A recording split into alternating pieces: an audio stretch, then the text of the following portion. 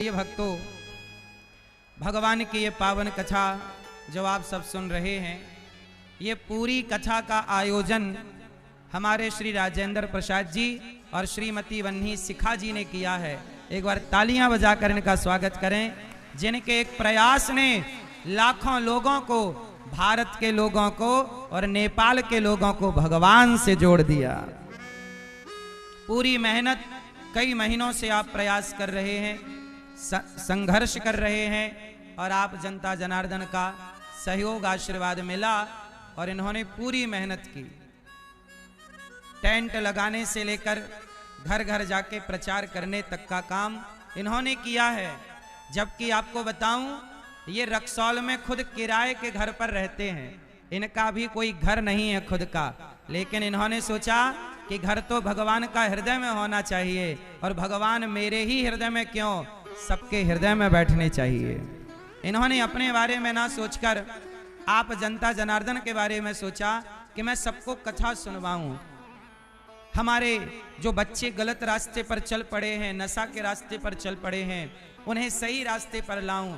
शिक्षा के संग थोड़ा संस्कार की बात हो, ये सारी बातें सोचकर आप दोनों पति पत्नी ने मन बनाया कि हमें भागवत अपने इस क्षेत्र में, जबकि ये यहां पर केवल जॉब करते हैं, लेकिन भाव बड़ा है, दिल बड़ा है। और कहते हैं ना, भगवान यदि शबरी को मिले हैं तो शबरी की तरह भाव रखिएगा, भगवान आपको भी मिलेंगे। भगवान कोई धन से नहीं मिलते मेरी मां, भगवान मन से मिलते हैं। धन वालों को भगवान, धन वाला रावण तो राम को पहचान ही ना सका, मन वाली शबरी तो जान गई कि ये भगवान है। धन वाला रावण कहां पहचान पाया था कि ये भगवान है? वो तो कहता था तुम एक जंगली व्यक्ति हो, वनवासी हो। पहचान गई शबरी। राम को पहचानने के लिए रावण जैसा ज्ञान नहीं, राम को पहचानने के लिए शबरी जैसा प्रेम चाहिए। राम को जानने के लिए रावण जैसा ज्ञान नहीं, शबरी जैसा प्रेम चाहिए। तो वही प्रेम हमारे श्रीमती वन्नी शिखा जी में और श्री राजेंद्र जी में है, जिनके द्वारा ये सुंदर सा आयोजन आज यहाँ पर हुआ। और यहाँ के क्षेत्रीय विधायक जी और सांसद जी आप पधारे अतिथि बनकर, आपका बहुत बहुत स्वागत। भगवान आपको सुखी स्वस्थ रखें। और सभी जनता जनार्दन, आज देखो लाखों की संख्या में आप लोग यहाँ उपस्थित हुए हैं। आपकी इस उपस्थिति को ये दास अनिरुद्ध प्रणाम करता है। आपकी इस उपस्थिति को प्रणाम। देखो यहाँ पे जहाँ हम कथा सुनाने बैठे हैं, यहाँ पर ये एयरपोर्ट है। क्यों? ये एयरपोर्ट है। यहाँ अब बहुत जल्दी एयरपोर्ट है तो काम स्टार्ट होगा सरकार का। प्लेन बाद में लैंड होगा, भगवान की कथा पहले लैंड हो गई। जब भगवान कृष्ण उतरेंगे, इसके बाद कोई फ्लाइट यहाँ पर उतरेगी। और ये हम लोग जो कथा में बैठे हैं ना, ये रनवे है, इसी रास्ते से फ्लाइट चढ़ेगी उतरेगी, है ना। तो यहाँ पहले भगवान, कल भगवान कृष्ण का प्राकट्य होगा। इस रनवे पर पहले कृष्ण प्रकट होंगे, कृष्ण उतरेंगे, फिर कोई दूसरी फ्लाइट, कोई दूसरा व्यक्ति उतरेगा। तो यहां पर पहले कौन उतरेगा? कौन उतरेगा? यहां भगवान कृष्ण लैंड करेंगे। फिर इसके बाद यहां, अब देखो वर्षों से यहां एयरपोर्ट ये खाली पड़ा था, पर भागवत जी के बाद अब यहां पर जल्दी से काम स्टार्ट होगा और ये एयरपोर्ट का निर्माण कार्य भी चालू हो रहा है। मतलब देखिए, ये भगवान के चरण पड़ते ही, आप लाखों भक्तों के चरण पड़ते ही, और यहाँ का अब नव निर्माण स्टार्ट होगा, यहाँ की भी काया कल्प होगी। तो आप सभी का ये प्यार और आशीर्वाद बना रहे और भगवान की ये कथा हम सबके जीवन को परिवर्तित करने वाली कथा है। जीवन में कितना सुधार होता है, देखो कथा सुनने का क्या फर्क पड़ता है, जरा सुनिएगा। सभी लोग बोलेंगे राधे राधे। अब बहुत ध्यान से सुनिएगा। देखो वृंदावन में गौरी गोपाल आश्रम है, जहां वृद्ध माएँ रहती हैं बेसहारा माएँ, 310 माएँ, और वहां अखंड भोजन की सेवा चलती है। आप सब भी सादर आमंत्रित हैं, कभी आइए और वहां की सेवाओं का दर्शन कीजिए। वृंदावन में लोग भगवान का दर्शन करने मंदिरों में जाते हैं, लेकिन गौरी गोपाल जब आते हैं तो भगवान का दर्शन करने नहीं, गौरी गोपाल की सेवाओं का दर्शन करने के लिए लोग गौरी गोपाल आते हैं। तो यहाँ की सेवा दुनिया जानती है। और कल हमने कथा में आपसे कहा था कि मनु जी महाराज की 3 बेटियां हुई, आकुति, देवहूति और प्रसूति। आकुति के यहाँ विदुर जी महाराज जब मैत्रेय जी के पास गए और मैत्रेय जी से कहा कि भगवान सृष्टि करते हैं, दुनिया को बनाते हैं, किस तरह से दुनिया बनी। आज हम बात करेंगे कि दुनिया किस तरह से बनी, कैसे बनती है ये दुनिया, ये संसार कैसे बनता है। आप लोग थोड़ा शांत रहिएगा, यहाँ के लोगों को शांत रखिएगा, चुप रहिएगा। अच्छा बताओ, ये भगवान ने संसार बनाया और सबसे पहले भगवान नारायण की नाभि से कमल उत्पन्न हुआ। कमल में ब्रह्मा जी प्रकट हुए। ब्रह्मा जी को भगवान ने कहा कि सृष्टि करो। ब्रह्मा जी ने सृष्टि की और ब्रह्मा जी के शरीर से एक अंग से मनु और एक अंग से शत्रुपा का प्राकट्य हुआ। मनु शत्रुपा से 3 बेटियां हुई और 2 बेटे हुए, आकुति, देवहूति और प्रसूति। आकुति के यहाँ यज्ञ भगवान हुए, देवहूति के यहाँ भगवान कपिल हुए। देवहूति का विवाह करदम जी से हुआ और करदम जी की 9 बहनें हुई और करदम जी की 9 बेटियां हुई, जिनका ब्रह्मा जी के मानस पुत्रों से विवाह हुआ। और अपनी माँ को उपदेश किया सांख्य शास्त्र का भगवान कपिल देव जी ने। कपिल देव जी ने अपनी माँ को कौन सा उपदेश किया था, कौन सा ज्ञान दिया था? सांख्य। मेरे संग बोलो, कौन सा ज्ञान दिया था? सांख्य। सांख्य उपदेश भगवान कपिल देव जी ने अपनी माता को दिया। अब आप लोगों को मैं बताऊं, सांख्य तो बहुत बड़ा है, पर उसका रस कहो तो मैं सार सार सुना दूं। किस किस को सुनाऊं? आप लोगों को नहीं सुनाऊं? भैया, ओ मोबाइल वाले भैया, हाँ सुन लो। लाला, ए भैया सुनो। अच्छा एक बात बताओ, सांख्य शास्त्र क्या कहना चाहता है, हम आपको विस्तार से समझाएं, उसके लिए आपको सावधान होकर सुनना चाहिए। चलो, भगवान कपिल देव जी ने अपनी मां को कहा, अहम अहम अहम सर्वेषु भूतेषु भूतात्मा वस्थितः सदा। अहम सर्वेषु भूतेषु भूतात्मा वस्थितः सदा। भगवान कपिल देव जी कहते हैं अपनी माँ को कि माँ, सांख्य क्या है? मुझ में सबको देखना और सब में मुझको देखना। अच्छा एक बात बताओ, भगवान सब में है कि कहीं कहीं है? बताओ भगवान कहाँ रहते हैं? भैया बताओ भगवान कहाँ रहते हैं? जोर से। हृदय में? तो एक्सरे करा दें आपके हृदय का। हृदय में रहते हैं तो एक्सरे में आ ही जाएंगे। आएंगे कि नहीं? बोलो, आएंगे कि नहीं? एक्सरे में नहीं आएंगे तो फिर काहे झूठ बोल रहे हो? आपको यही विश्वास है कि एक्सरे में नहीं आएंगे, तो फिर आप झूठ बोल रहे हैं। अच्छा बताओ भगवान कहाँ रहते हैं? क्यों मैया, लाल मैया, चश्मा वाली मैया, कहां? कण कण में रहते। आपने देखा है, महसूस किया? कहां से महसूस किया है? देखा नहीं, बैठो। आपने भगवान को नहीं देखा और आज हम आपको दिखा दें तो? चलो फिर, किस किस को भगवान का दर्शन करना है? तो चलो हम आज दिखाएंगे आपको। आए हैं तो दिखा के ही जाएंगे, तो तैयार हो जाइए देखने के लिए। भगवान कहाँ रहते हैं? हरि व्यापक सर्वत्र समाना। भगवान कण कण में रहते हैं, आप में, मुझ में, हम सब जगह भगवान है। अब इसे सिद्ध करना है कि सब जगह भगवान कैसे है। आओ मैं आपको दिखाता हूं, उदाहरण जरा समझिएगा।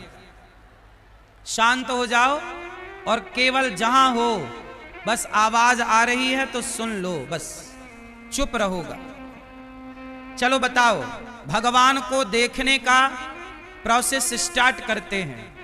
पहले उसे समझ लें फिर देखेंगे। चलो बताओ भैया ये क्या है? यहां देखो, क्या नयन मटक्का चालू कर दिए। ये क्या है? ये क्या है? रुमाल। भैया ये क्या है?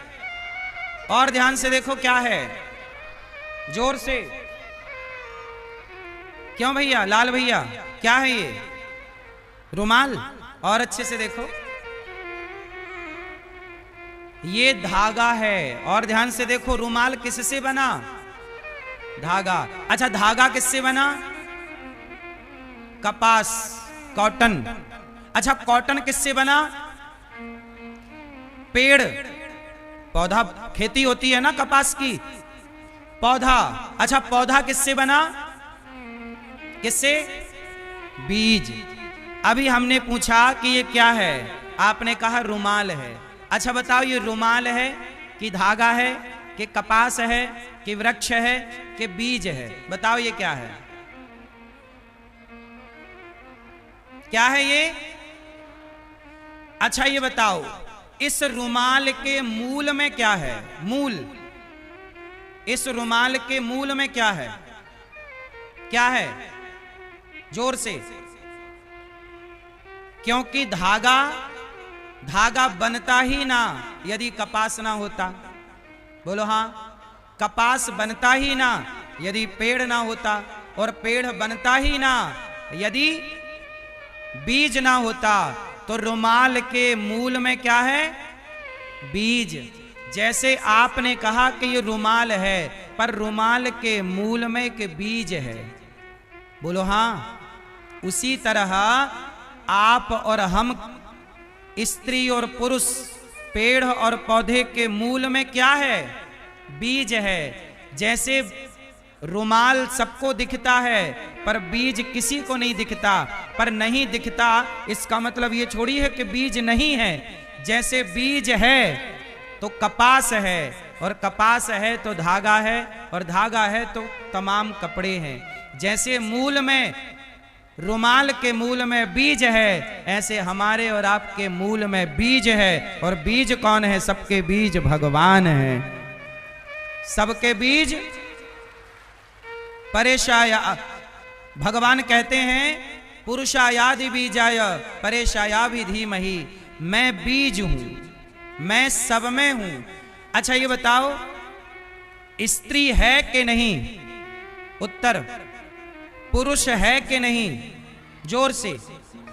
पुरुष है या नहीं? स्त्री है या नहीं? पेड़ पौधा है या नहीं? चलो, और यदि मैं कहूं कि स्त्री नहीं है, पुरुष नहीं है, पेड़ पौधा कुछ भी नहीं है, तो आप कहोगे कि आप तो गलत बोल रहे हो। पर अभी आप ही कहोगे। चलो उदाहरण दूसरा समझते हैं। चलो बताओ, घड़ा और मिट्टी, घड़ा है कि माटी है? जोर से।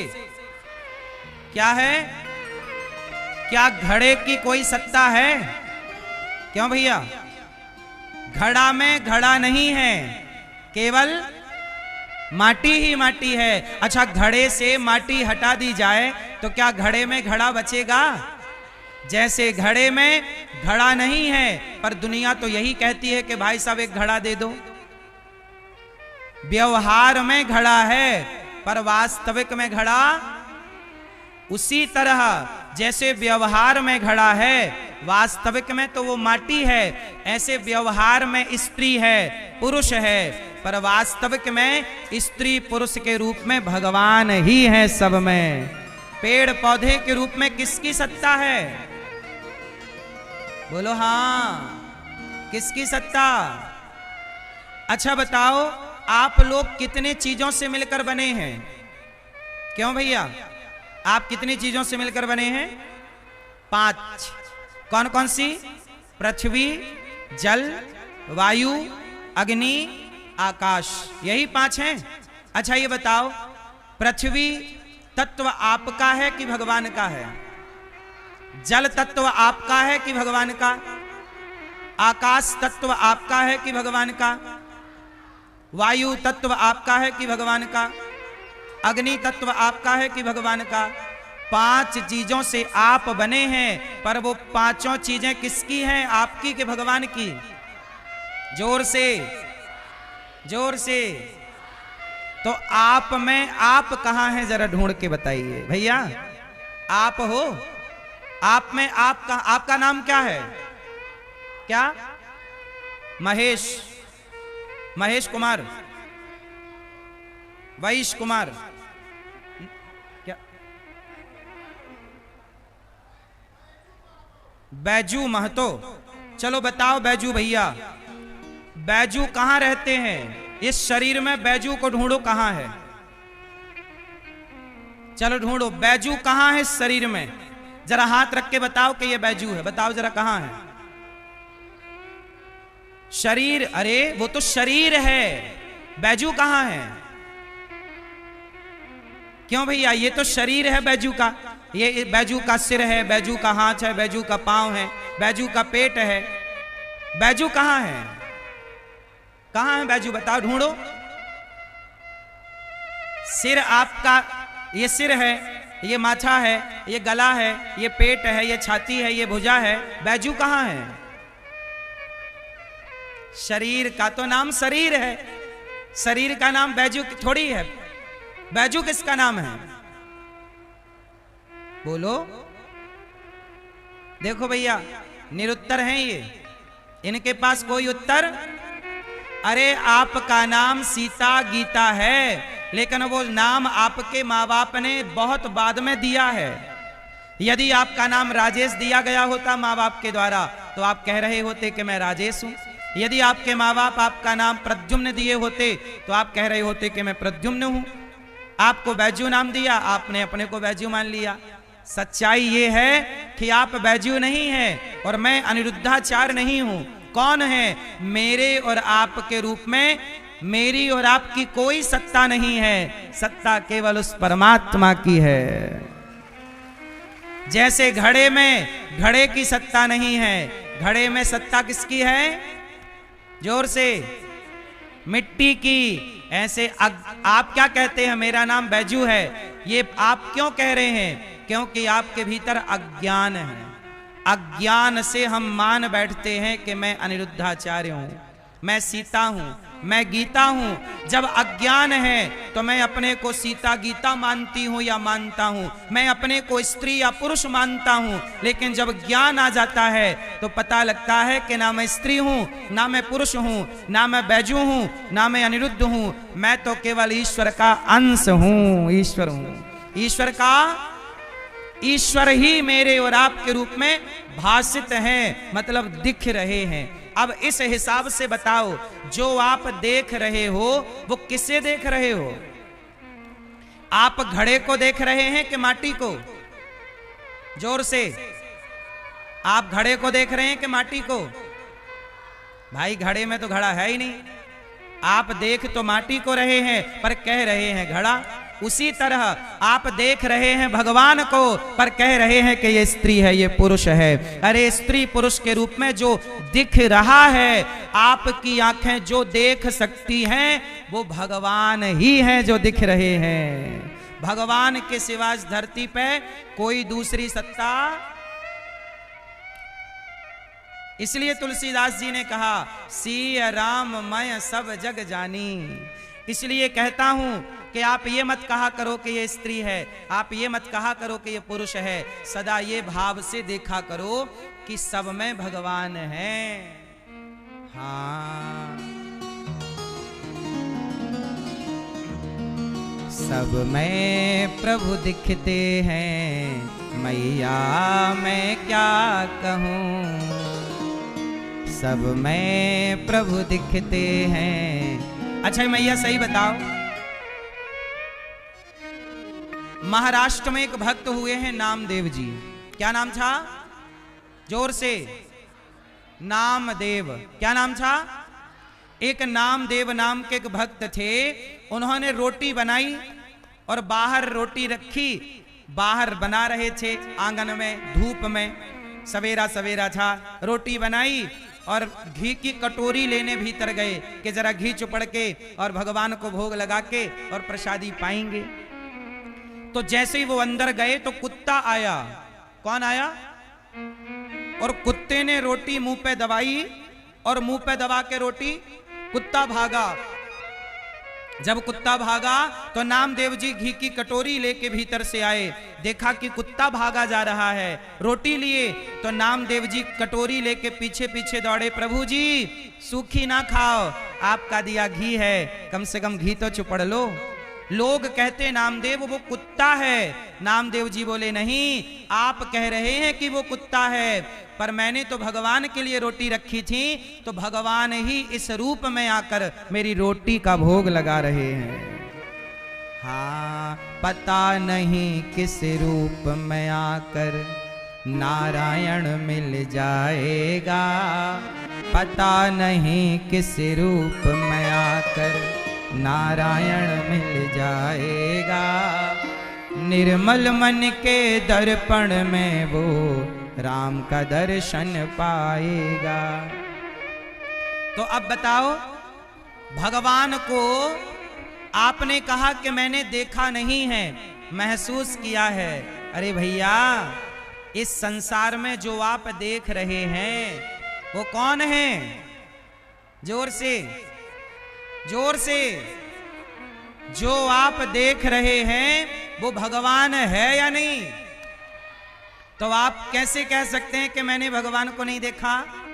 आप हर क्षण भगवान को ही देख रहे हैं, देख सब रहे हैं। बस बात इतनी है कि कोई पहचान रहा है, अर्जुन पहचान गए और दुर्योधन पहचान नहीं सका। देखा तो दोनों ने श्री कृष्ण को है, एक पहचान गया और दूसरे,